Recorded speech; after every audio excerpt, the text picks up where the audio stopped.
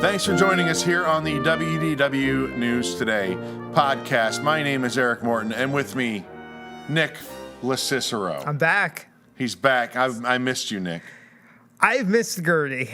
I know it's not me. Well, actually, sorry, Gertie. I have one of you at home, so didn't really miss you in particular. I'm now sorry. You made it personal. Okay.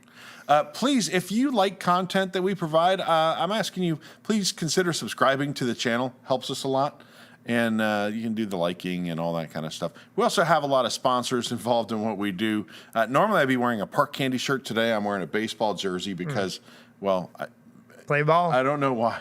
I'm wearing a baseball jersey today. But yeah, if you go to parkcandy.com and you use the code WDWNT, you'll get 15% off your next order. They make amazing shirts, very stylish, very comfortable, all that kind of stuff. Please check them out. Support people who support us. Nick, I haven't seen you in a few weeks. Mm-hmm. I've been on a whirlwind of activities. I'm sure.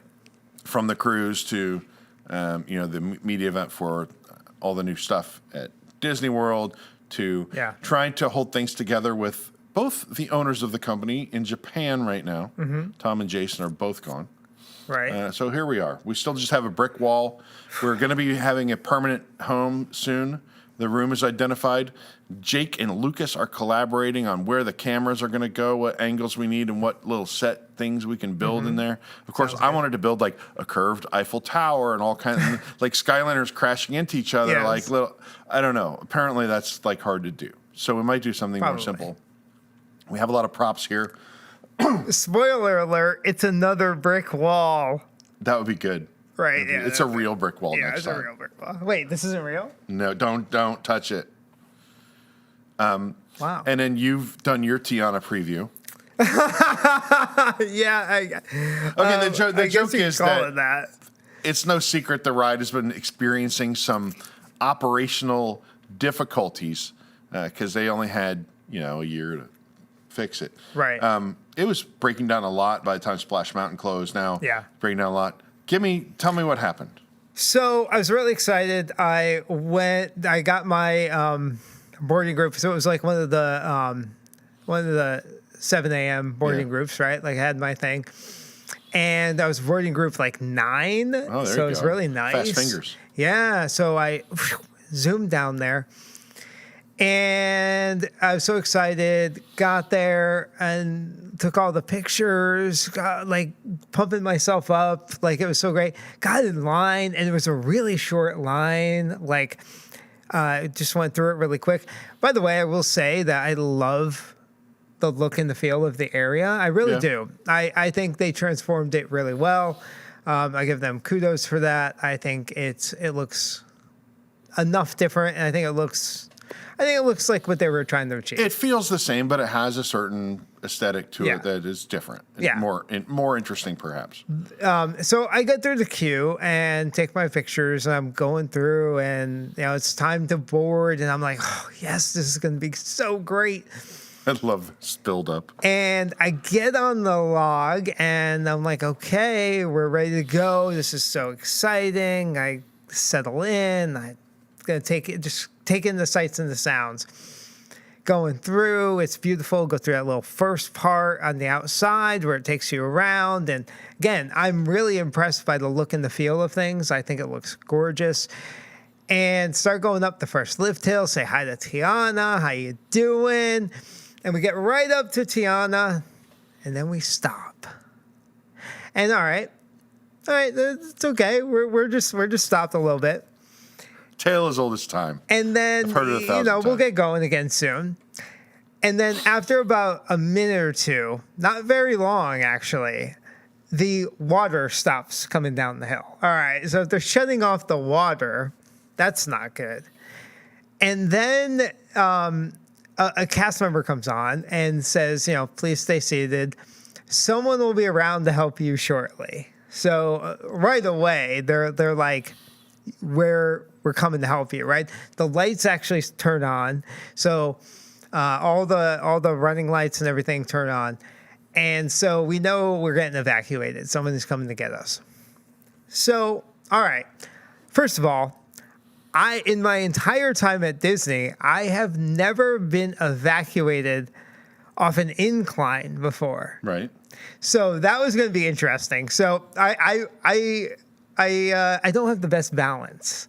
So I was very curious if I was going to make it out of the log okay, because I was on an incline. You're a runner. Don't you have to have good take balance? There's a whole running brand called New Balance. That takes endurance, not balance. Okay. All right. So yeah, I can endure. I can't balance. So I'm very concerned, but like they evacuate, I'm in the last row and they evacuate one at a time. And this like older lady like gets out just fine. So I'm like, okay, I'll probably get out just fine. It doesn't look that hard. And so I get out and the cast member, she's completely out of breath. And she's like, oh, she looks at us and she says, just go down the steps and get out as fast as possible. Follow the exit signs and go. And that's literally They what didn't escort you? They did not escort me. She did not follow us. She literally looked at us and we were like, which way do we go? Because there was an exit sign up above us and down below us. We could have gone either way. She's like, she actually literally said, pick a direction and go. But she like said down would probably be easiest. So she said, just follow the exit signs. Okay, we'll follow the exit signs. So we go out and we all apparently miss one of the exit signs because we walk like in the building. First of all, it's really dingy in there. Have you ever been in there? No. I mean, only on a log. Okay, no. Like in the actual inner workings of that mountain, it is nasty. Like there are cobwebs all over the place. It is so dirty. This ride was closed for like a year, and they didn't like get out the Swiffer, a little shop vac and a Swiffer. What is wrong? There was like trash like in the little crevices and stuff. So we're going through there, and apparently we miss an exit sign because we keep walking along these like catwalks and stuff, and then we go down some steps, and all of a sudden we're like back out into the, that part that everybody hates where your log stops and there's a waterfall and it splashes into your like towards the end of the ride. We were there, but the exit sign said go back the other way. So we're like, okay. So we go back the other way. We find an exit and we're like, okay, here's the exit door. I go out the exit door. You know what's there? Train tracks. So out that emergency exit door that we just went out, now we're on the train tracks. You're standing on the tracks. Yes, literally, like here to the end of the table, train tracks. So we exit and we're like, this can't be right. They can't expect us to walk along the train tracks, right? So we go back in and we walk along the corridors. And again, not a single cast member back there, right?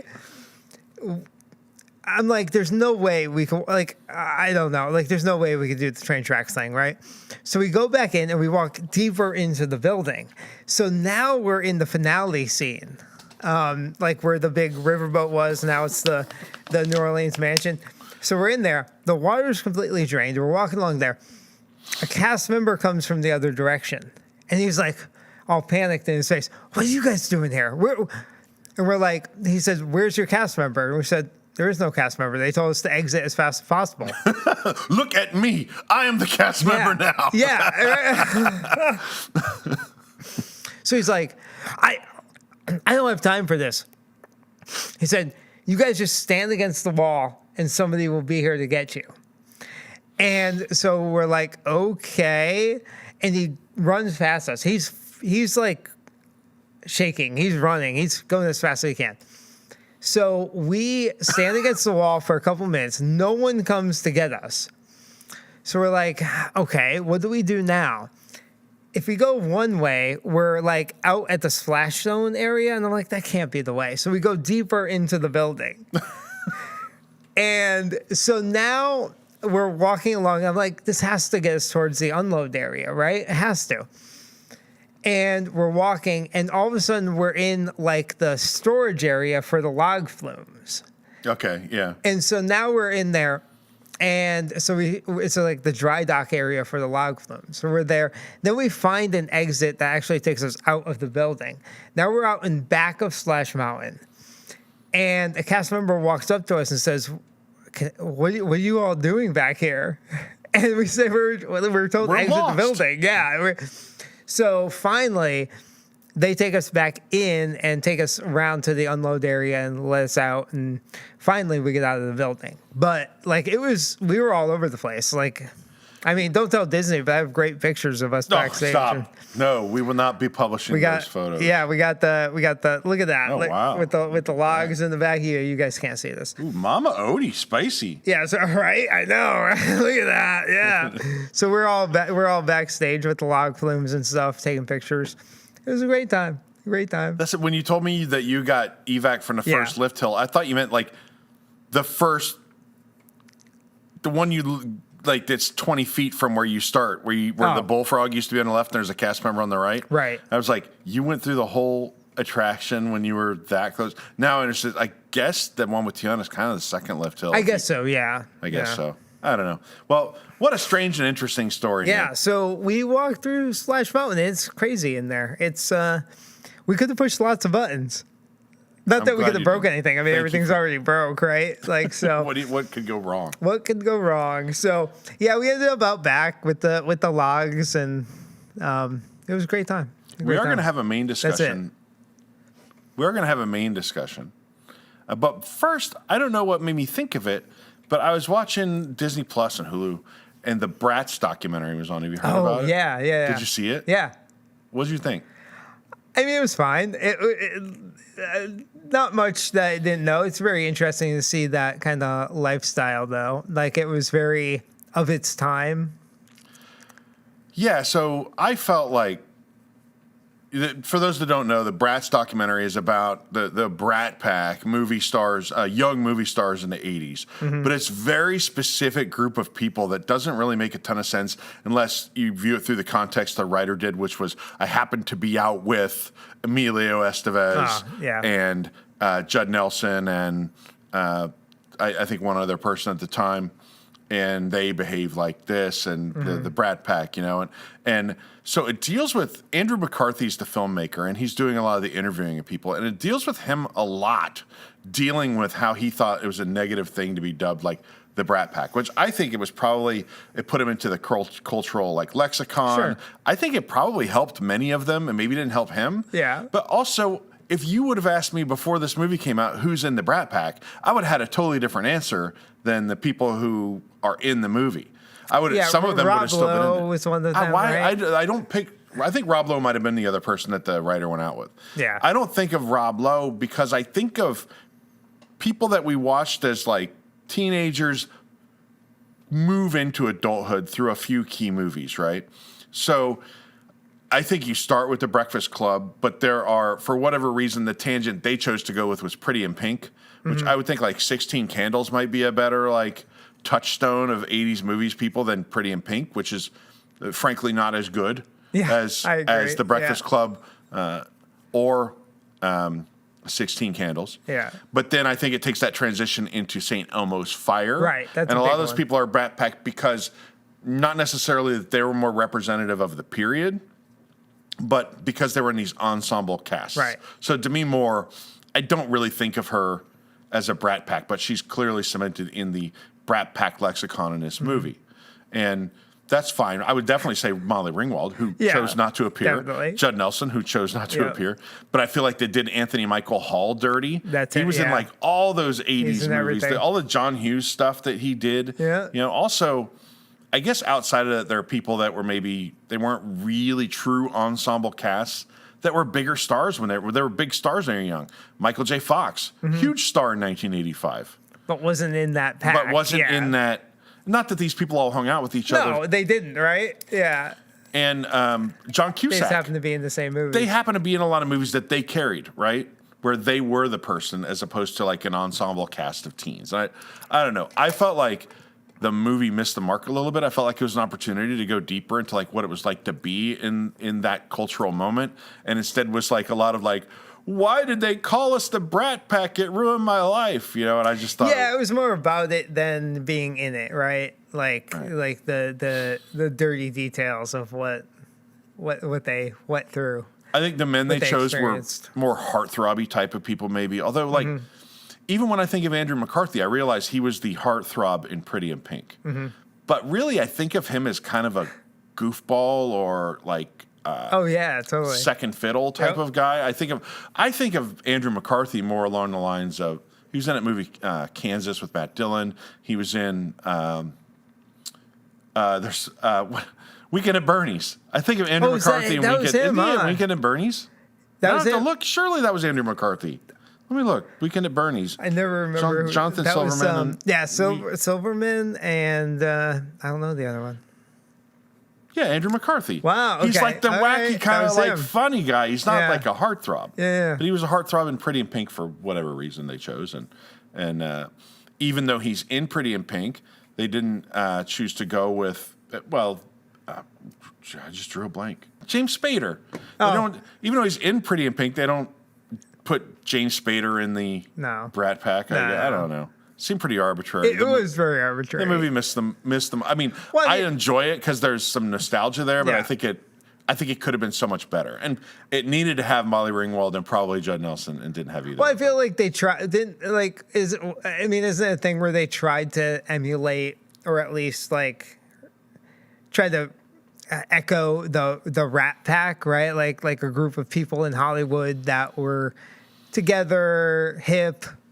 Like, and it was almost forced, whereas like because they weren't all friends. Yeah. They didn't all stick together. They weren't all like they happened to be on that one night. Three of them were socializing, right? It was a marketing forced like thing. Yeah. Well, no, I think it was just a cute name a writer came up with, and then it actually kind of stuck because it made you think of all these movies, but it didn't make me think of the same movies that they thought of, right? Right. So yeah, it's just me. I don't know why. Some people like the tangents, some people don't. I just felt like we needed it. It is slightly Disney related as being a Hulu release, right? Oh, right. Okay, I get that. Yeah. Also on Disney, The Acolyte. I've watched The Acolyte. I've been watching The Acolyte on Disney Plus. By the way, speaking of a tangent, did everybody recently have to change all their passwords that do Disney and Hulu and all, right? Okay. Everything logged out. Everything was different. I would change it for Hulu, and then I couldn't get into my Disney experience. And like, I finally had to like just reset every single password, unify it all under the Disney thing. Disney. Yeah. And then I could log in because I had like 3 different devices logged into Hulu and Disney Plus and all this stuff, and then my Disney app. And recently I went through a huge headache the past week or two, like where I had to where I was like a forced password reset, and then I had to go change it everywhere it was saved, and it was nuts. I think ultimately it's a good thing trying to unify all of your Disney accounts into one umbrella. Yeah. But for Disney Plus in particular, it's weird for me because our household Disney Plus account is under Lee's Disney account. So I don't have a Disney Plus account under Eric Morton's Disney account. It's under Lee's. So that's a little bit, it's not that bad, but it's a little clunky, but it is what it is. I assume that at one point you had a Hulu account that was under a totally different login and email address than I think so. Your My Disney Experience, for instance. So yeah, you're being forced to kind of unify a lot of that. Good times, Nick. Oh yeah, good times. I want to ask 2 minutes about the Star Wars The Acolyte. Oh, sure. Because you're a big Star Wars person. And I want to know what you think so far. Okay. Without getting too deep into it, I really enjoyed the first 2 episodes. Yeah. I thought they gave a good vibe. I was into it, and I was going to be along for the ride to see where this goes. The 3rd episode, which was the flashback to the 2 kids, the main characters. Yes. Yeah. I honestly think that was the worst piece of Star Wars content created that I have ever seen.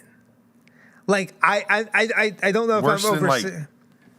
I don't know if I'm overstating. Oh, I love the prequels. Okay, I forgot. So don't get me started there.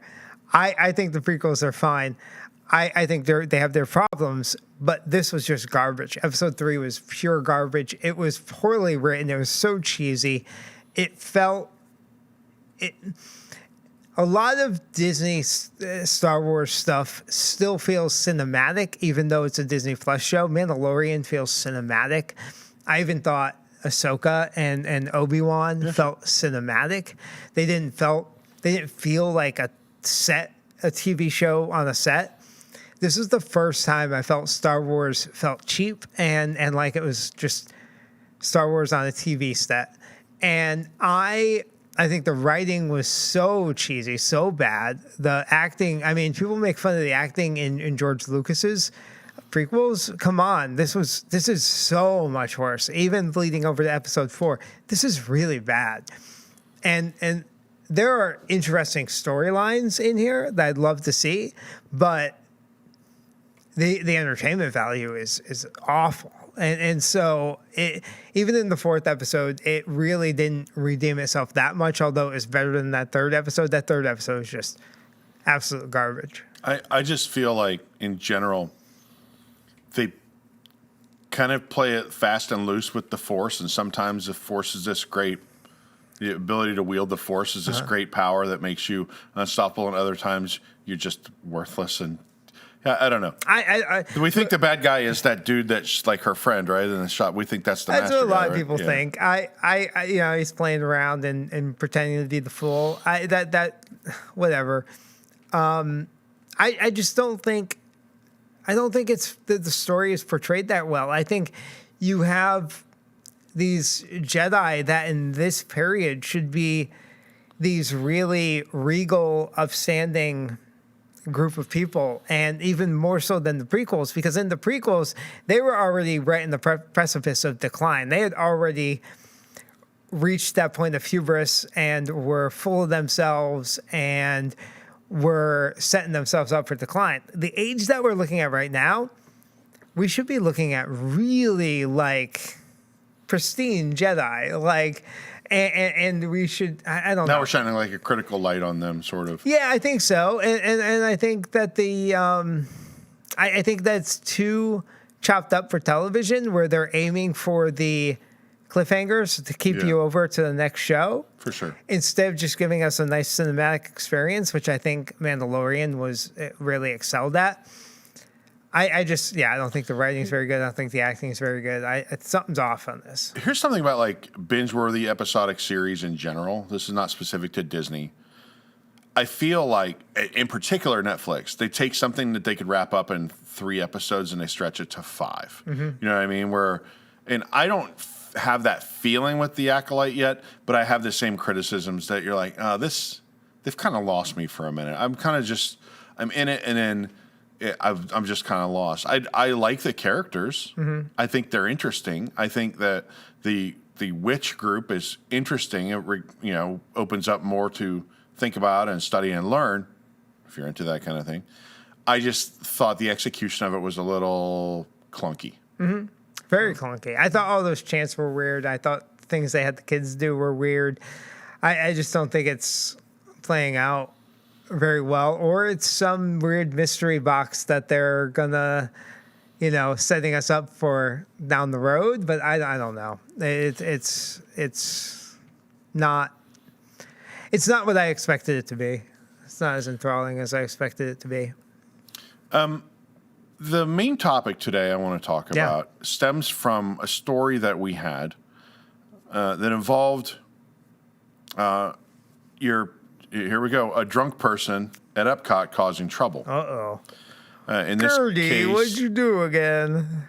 Just stumbling along. It's not Gertie. Not Gertie? Oh, it's not Gertie. Not Gertie. She didn't do anything wrong. And I say presumably drunk person. Yeah. It involved them assaulting a cast member at Space 220. There's eyewitness accounts of them then picking a stanchion up out of the ground that had chains on it and swinging it at people as people tried to close in on them to get them out of there. And the comments are full of people saying, get rid of alcohol. Get rid of alcohol. Well, Epcot is the park that probably is most enhanced by alcohol because it goes so well with the theme of the park, where you are able to kind of go through this brief simulated cultural experience in each pavilion. You go to, England, or you go to England and you have the, maybe some beer or something like that, or a Pim's Cup. You go to France and you have the Grand Marnier slushy. You go to, America and you have moonshine. You go to Japan, you have sake. All these different places where you are experiencing a brief, curated, simulated version of their culture, complete with people that are from those countries. And I think it does enhance the experience at Epcot if you're a person that likes to drink the wine in Italy or, wherever. But there are calls now. People are saying they need to get rid of alcohol in the parks. This has become too big of a problem. With the understanding that thousands and thousands and thousands of people go to these parks every day and drink responsibly and don't cause problems. I don't know that there are more problems than there used to be, or if they're just better documented than they used to be. It's hard for me to say. But I want to start about the Epcot drinking culture and see what you think. High-level overview. Is alcohol a problem in Disney parks? So, I do think that there's something to be said for there's more opportunity to document things that we see at the park. So I think we could spread the idea that these things are happening a little bit more easily because of, camera phones and social media and things like that. That said, I think there really might be an actual increase just because I think now more than ever, there is I think, and again, I'm open to hear other thoughts about this, but I would have to think that now more than ever, there is a culture of like people going to the parks without kids more often than there was in the past. I think that nowadays, it is more acceptable and more widely done where groups of whatever age, I'm not even going to put an age on it. It doesn't really matter the age, but like groups of adults go to the parks without kids to have a good time. I think it's more accepted and I think it's more done.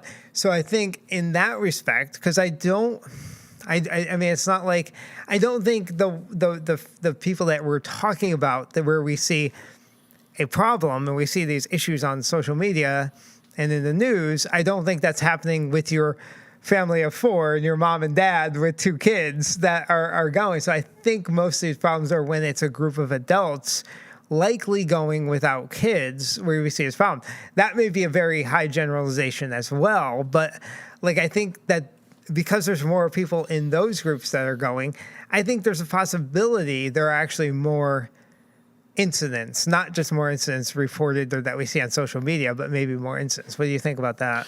Yeah, I think I will say there's merit to your argument there.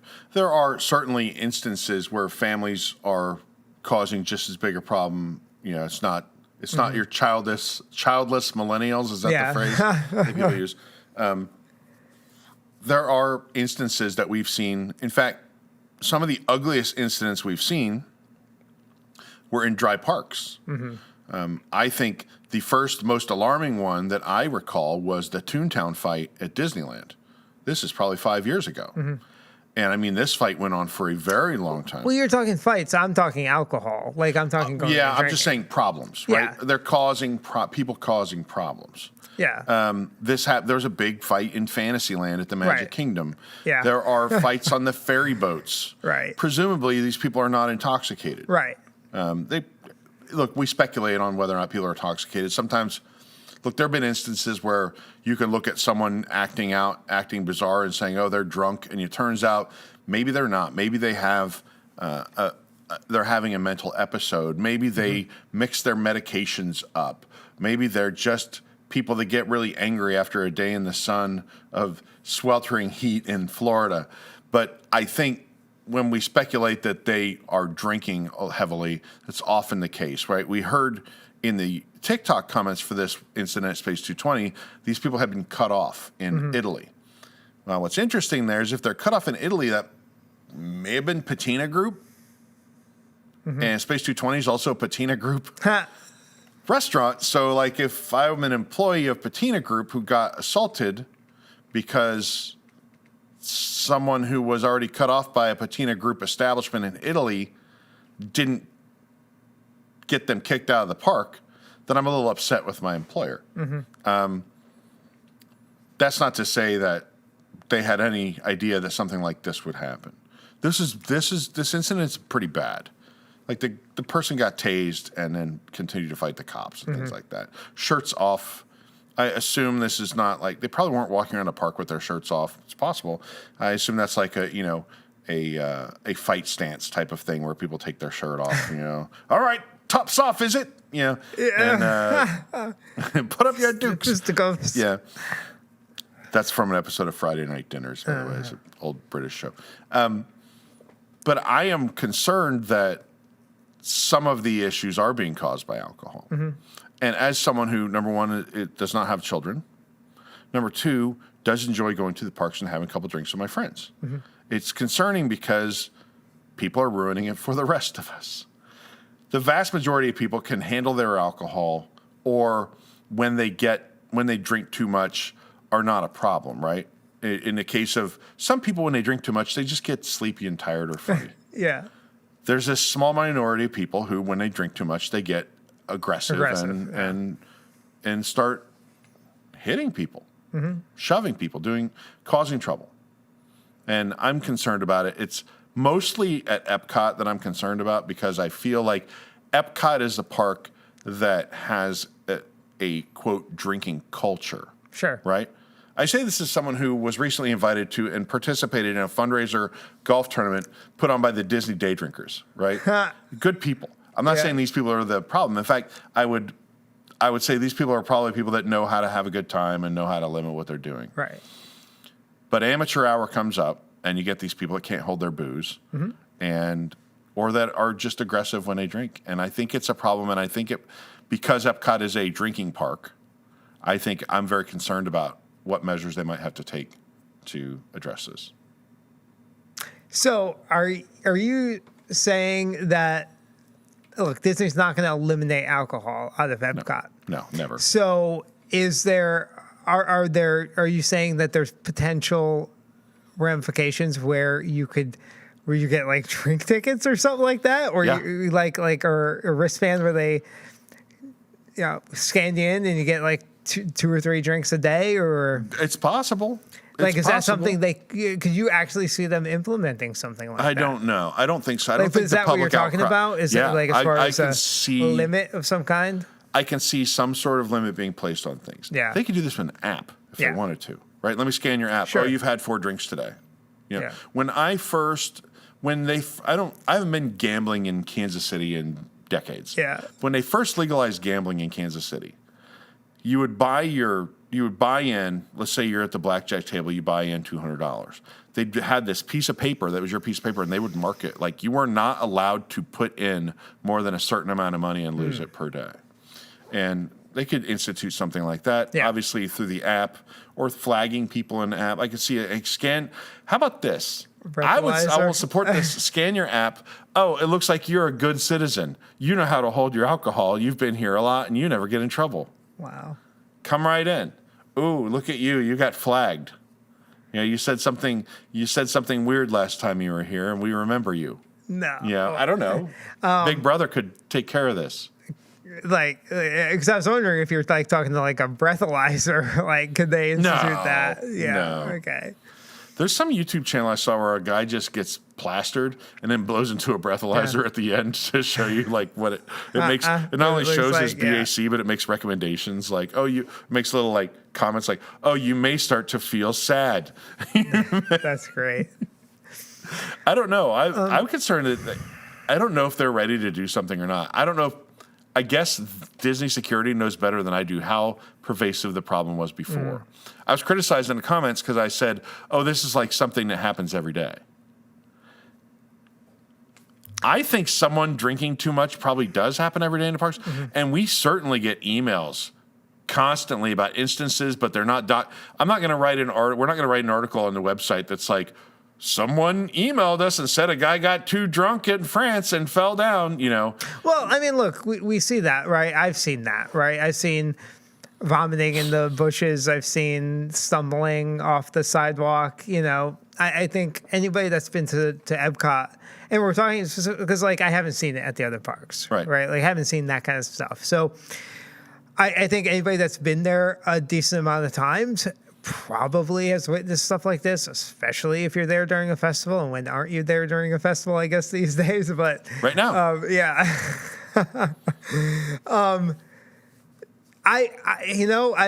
Look, at the end of the day, if you wanted to do a drink limit, that is not impacting me. I don't really care if you do that. Like, I'm not going overboard at Epcot. If I was, if I am to go overboard, it's probably at a resort lounge, not in a park.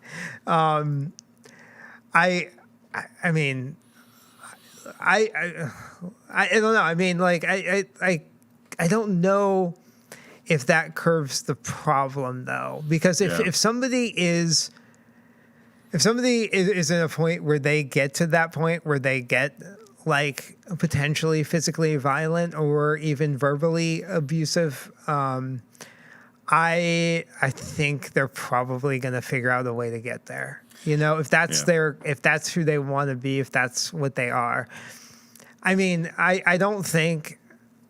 Here's the thing: I don't think everybody that drinks get there. Like you said, different people are affected different ways by alcohol. Like, I mean, I tend to get sleepy, like you said. Yeah.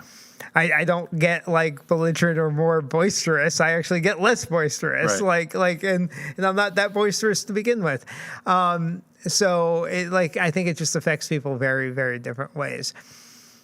So that's why I can't go overboard at the park, because I would just get tired and not want to make it out of the park. You know what I mean? Like, it's not like I get, like, weird or belligerent or anything like that. Like, I'm ready to go home now. And it's like, so I don't know. I don't know if you're asking me if it's a problem. I really don't know. That's really hard, because I think it's a combination of more things being easily reported and documented, and I think there probably is more. And I agree with you. Like, there are a ton of incidents where we see, like, strollers and kids not involved, but around fights at the parks. But I don't know if those have anything to do with alcohol. Whereas if we're specifically talking about alcohol abuse at the parks, I think that, again, generalization, that probably comes from groups of people that are going to drink around the world and have those drinking shirts on, and just, like, adults going to the park kind of without kids and having a good time. And I think there's more of that now than ever before. Yeah, it's worth pointing out some of these people could be getting whacked out of their mind in the parking lot or in the bathroom too. Well, that's on something the thing, besides right? alcohol, like, right? Let's be real. Like, if they're a resort guest, they could be pre-gaming before even going to the park. Yeah. They could be doing some other substances. Like, I don't know. I don't know how much of a problem it is as far as guest impact. Now, as far as a Disney PR thing, do you feel it's impacting them in a PR sense? I just see a lot of calls in the comments about alcohol. Walt didn't want alcohol. Walt had a place called Club 33 that had plenty of alcohol in the parks. I mean, Walt wanted alcohol for the rich people, not for the poor people. Right. Let's be real about what Walt wanted and didn't want. Walt was a drinker. There's no doubt about it. He had made some stances on that could have been based on a number of things, which not the least of which could have been taxes and the complications of licensing to serve alcohol in the first place. Alpha can just say, like, that's not the element we want. By the way, come to Club 33 and you can drink all you want. But I'm interested to see I would be interested to see how bad the problem really is. Maybe it's not that bad, but I mean, you have people assaulting a cast member. That's a big deal. Maybe security sees this. They know. Maybe the solution, probably a better solution than the ones I've suggested, is people who increase monitoring, right? Disney has plainclothes security. Pop into all these places, because I can't tell you how many times we've had a story where somebody did something. A guy jumped into World Showcase Lagoon. You remember that? Yeah. Yeah. And people are like, oh, I saw that guy. He was blitzed out of his mind, 3 hours before when he was in China or wherever, and you're like, well, if all these guests are seeing that guys are blitzed out of their mind, maybe I'm sure there's some recourse you can take at Disney. I know. Here's a little anecdote. As you know, I'm a Kansas fan. Kansas football, the Jayhawks, not traditionally a power, but I went to watch them play a game in Tampa when I lived in Tampa. They played against USF. It was a night game.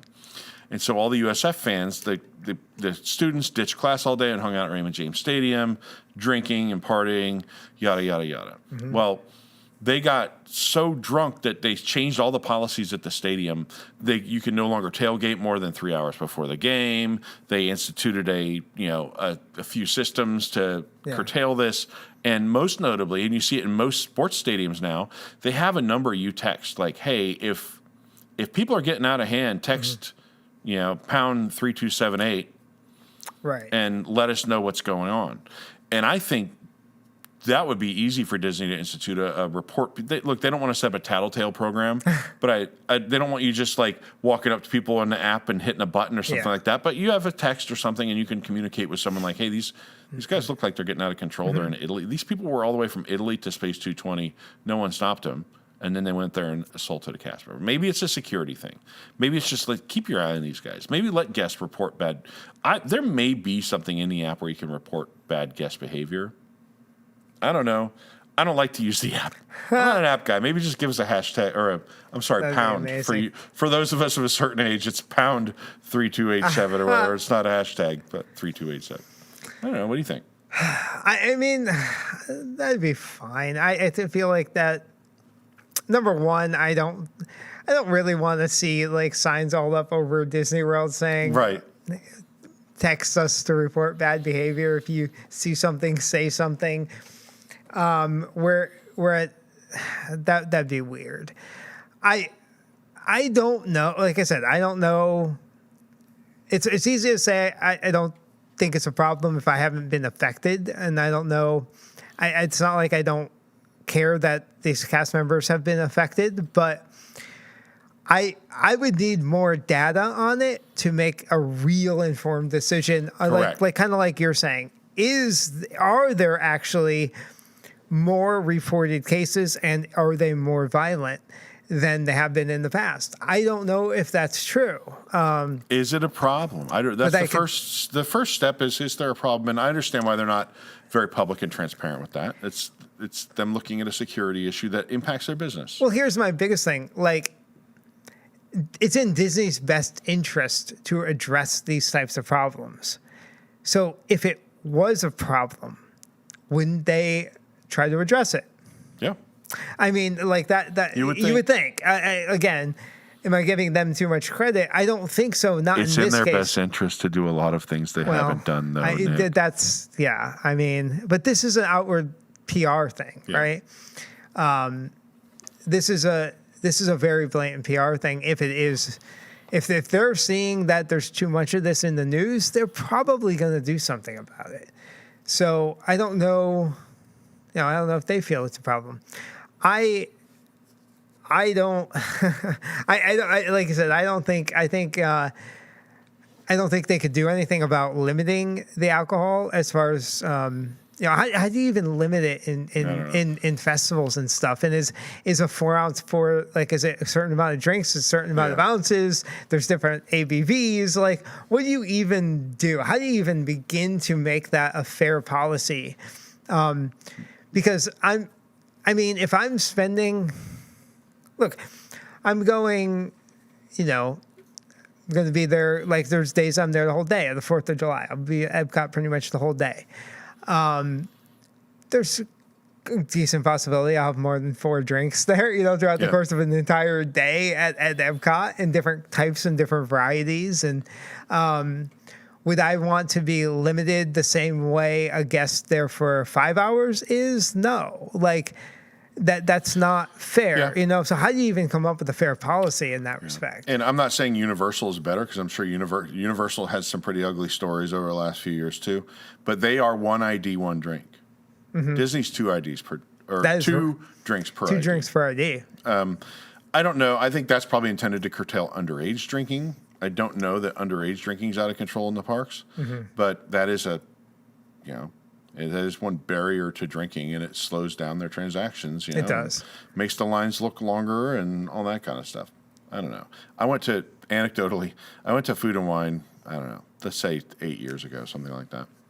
And I will tell you, and I think most people will agree with me, Food and Wine's gotten a little out of control. It used to be this nice chill festival where you could sample drinks from around the world, and it's become like drinking team T-shirts, people shouting, wearing headbands and shouting and screaming and getting out of control. There was a group of people in matching shirts, probably 40-ish people, and we were at the slushy stand in France. So we're not even at a festival booth. We're at a booth that's there all the time. Yeah. And there's two guys there in the line. And you're saying there's like 40 and there's people like in their 38 group, people standing nearby in matching T-shirts. Okay. And now this is not policy. They're violating policy. But these guys are saying, okay, what do you want? What do you want? What do you want? And they're ordering for all these people they're with. And it's taking so long that they're ordering second drinks for people who have finished the drink they got before. And the whole line is that everyone getting angry. And there could have been violence that day because there were about 25 people in line that were ready to rumble. I can't believe it happened. People don't believe me that it happened. I have people that were with me on that day that will corroborate this story that did happen. In fact, it caused us to change which direction around Epcot we were walking. I bet, yeah. Like, let's go the opposite direction for wherever those people are going. Yeah.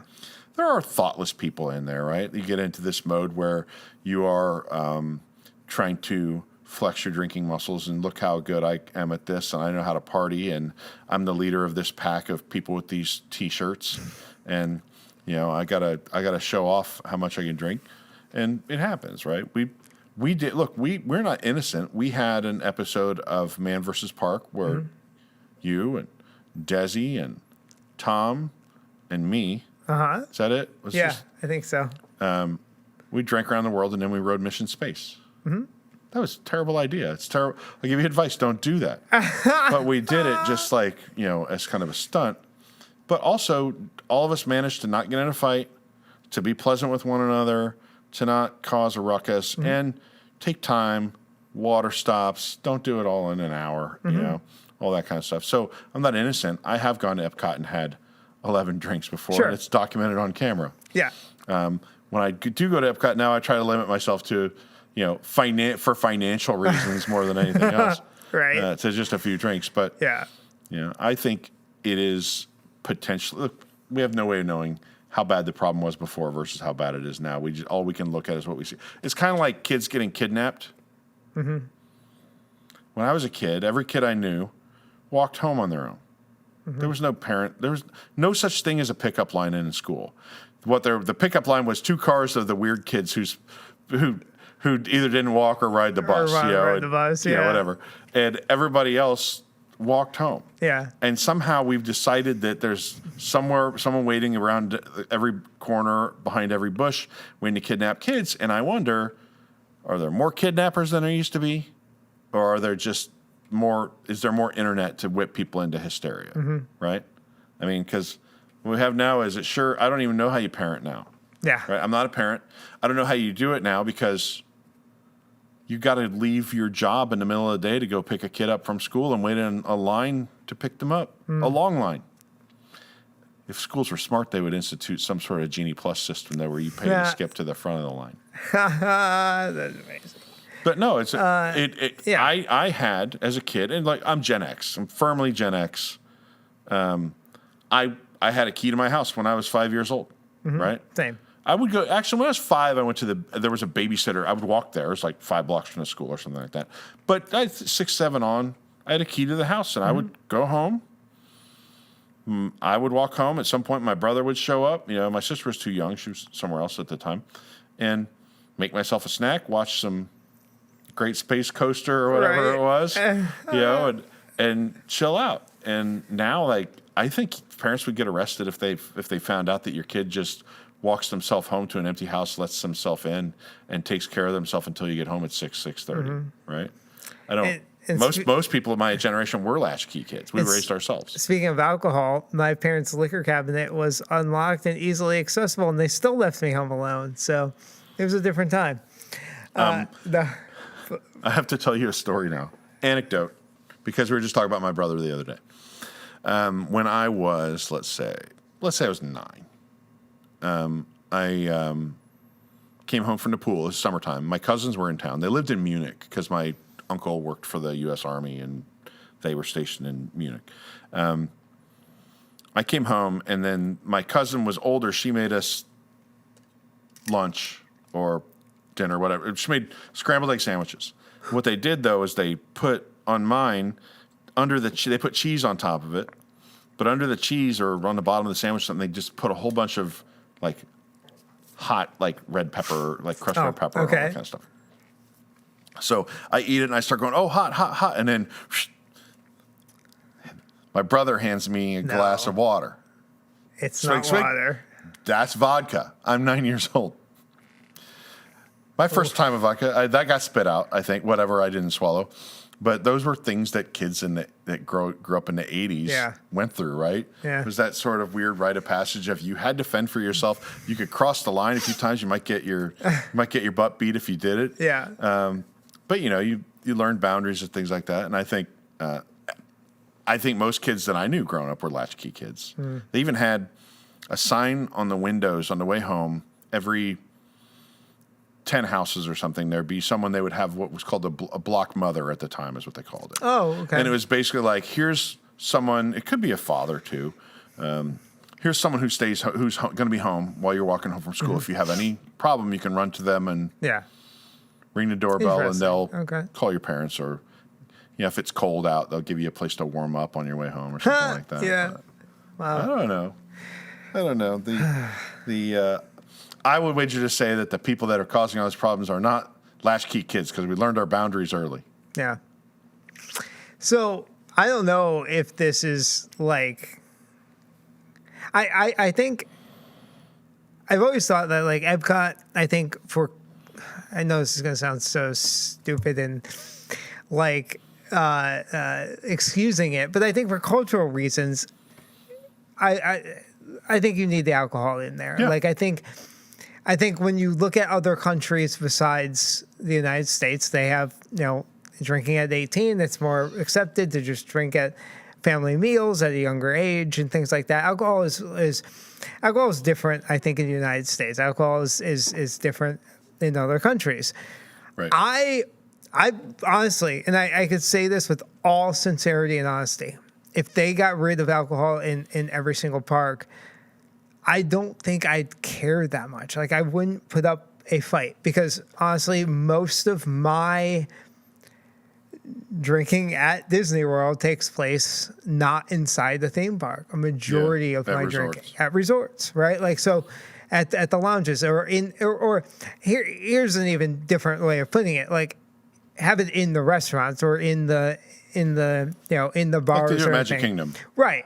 And so I'm fine with that. Like, Animal Kingdom, it's at Nomad Lounge, right? Like, I don't need the stands. I'm not big on, and this is personal. This is just me. I'm not big on grabbing a lot of drinks at outdoor stands and kiosk drinking. Around. Yeah. Trash can I'm drinking. more of a sit in a lounge type person, and or at the restaurant and drinking there. So honestly, personally, I wouldn't even care.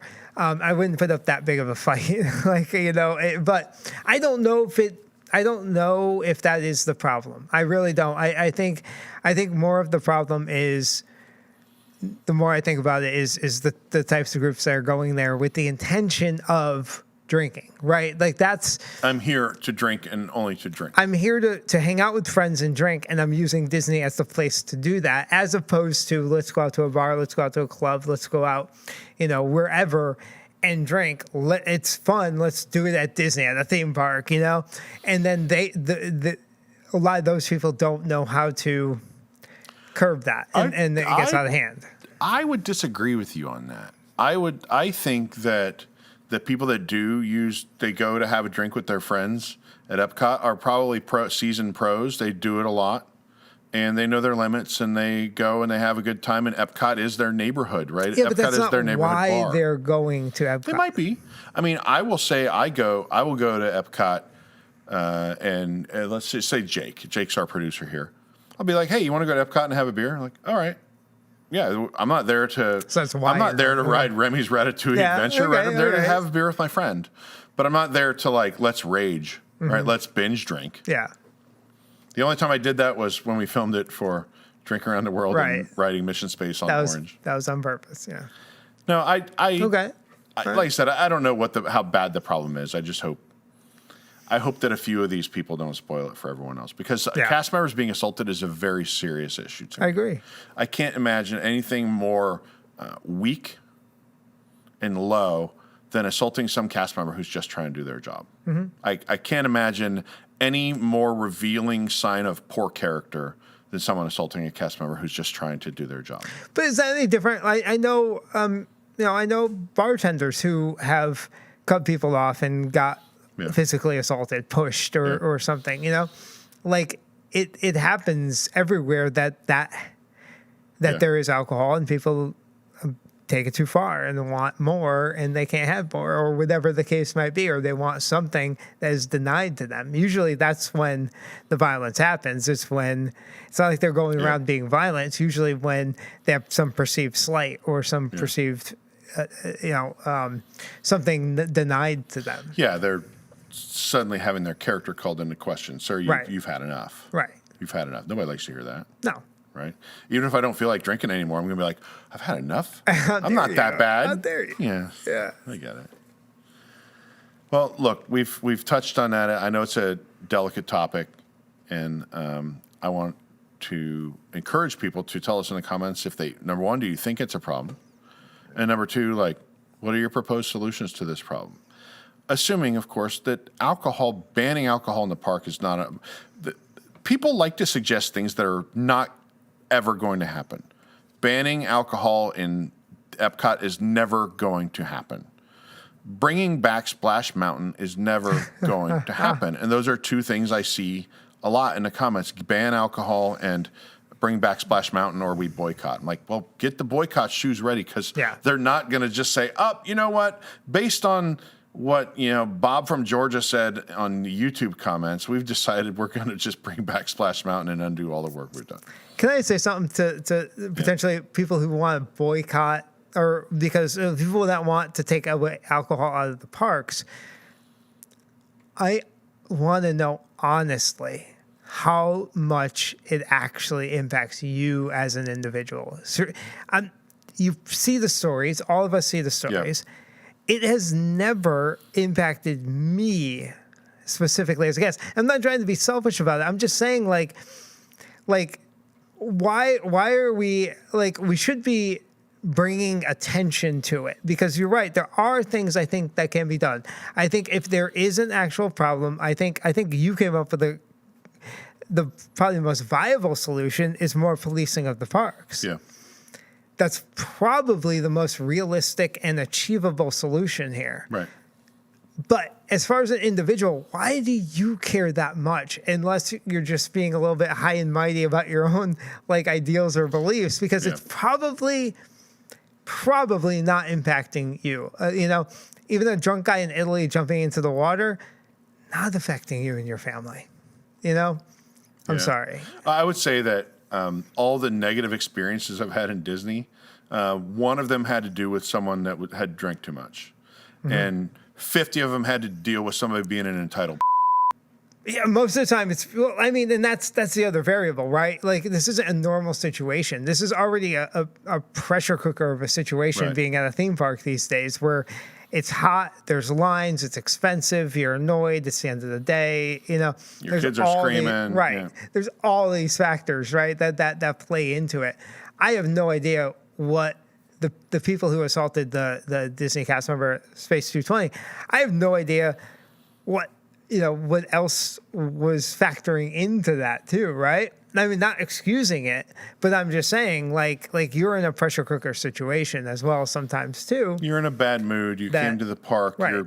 You're maybe you have you're carrying around a lot of worries. Look, people are carrying a lot of worries around these days. Life is not, no matter what it looks like on the outside of people, life is not easy, and life is not great all the time, and people have worries and things that are outside stimuli that boil to the surface, right? My sister has said before, often, about me, out of all the siblings, I have the longest fuse in the world, and it's attached to the biggest bomb. I let things slide, and then when I stop letting things slide, it's like, everybody clear the decks.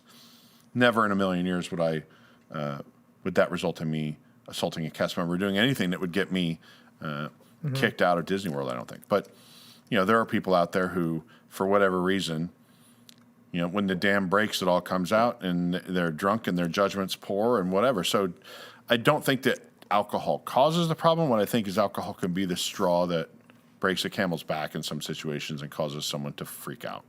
I mean, the other thing is we hear about the situations when it happens at a Disney park because it's like, whoa, it happened at Walt Disney World. Yeah.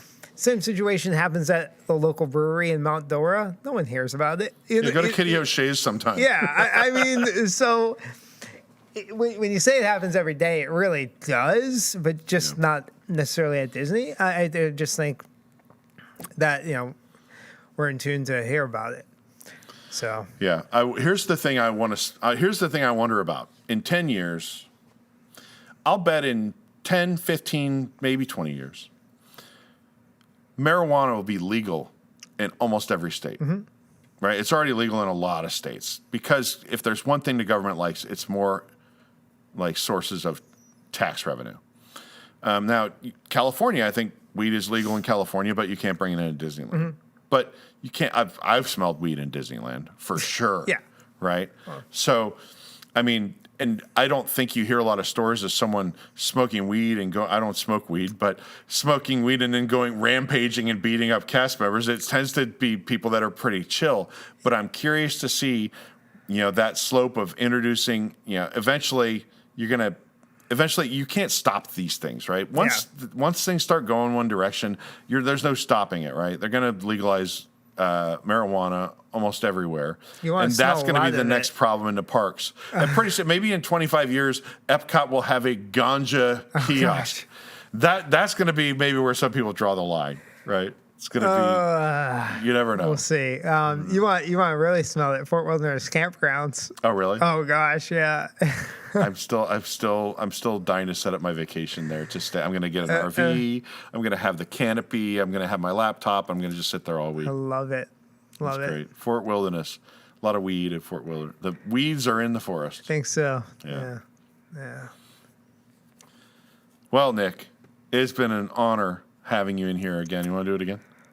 Like right now? No, just another. We can do another one right now. Gertie's in. I don't have another topic right now. I can only talk about so much at a given time. That was good. Yeah. How are you feeling, Gertie? Good. All right. We got to get you a girlfriend. You can't just keep hitting on Gertie. I'm sorry. If you want to win a Stage 89 magnet, I'll pick one comment of somebody that puts. What about Nick? What was we put about getting Nick a date? Wait, what? Oh my goodness! That's what the date. Just put I love Nick in the comments, and we'll pick one comment to send a state. I'll send a Stage 89 magnet to them. That's what the dating show in February is for, Eric. Don't you know that? I think we're batting about 0 on dating game at WWNT. Maybe that's a bad idea. Maybe we'll just do it through the podcast. All right. Podcast listeners a little more chill, a little more laid back. Maybe you'll find your match, Nick. Wow. The Wigs are watching with us live. We record this. It's Friday today, and this will be released on Tuesday. So they're in here commenting. The Kush kiosk set up, Town Ed. Yeah, I like it. First date, though, we're drinking around the world, see who can hold their own and not get into a fight. If she gets into a fight, then she's out. It's like a reality show. Yeah, that's the test. Oh, boy. If you get into a fight with a cast member, you're out. If you want to learn about becoming a Wigs member. I have a low bar. All you have to do is not get into a fight with a cast member, and I'll date you. Wow, Nick. Well, there you go, ladies. If that's not a sales pitch, I've never heard a good one. Oh, my goodness. If you want to learn about becoming a Wigs member, you can do it for as little as $2 a month. At $7 and up, they get to join us live when we record this mess. So they'll get to see stuff we cut out. Oh, no. I don't know if we'll cut out when I called someone. Maybe Billy can just bleep it. Yeah. And yeah, you go to wwnt.com/Patreon or patreon.com/WDWNT. Did we cut out when I made out with Gertie earlier? I think when you like put her entire neck down your throat, we need to edit that out. Edit that part out, Billy, or pixelate the Gertie part if you would. And we'd like to thank you for watching the WDW News Today podcast. We will see you next time. See you real soon. Bye-bye.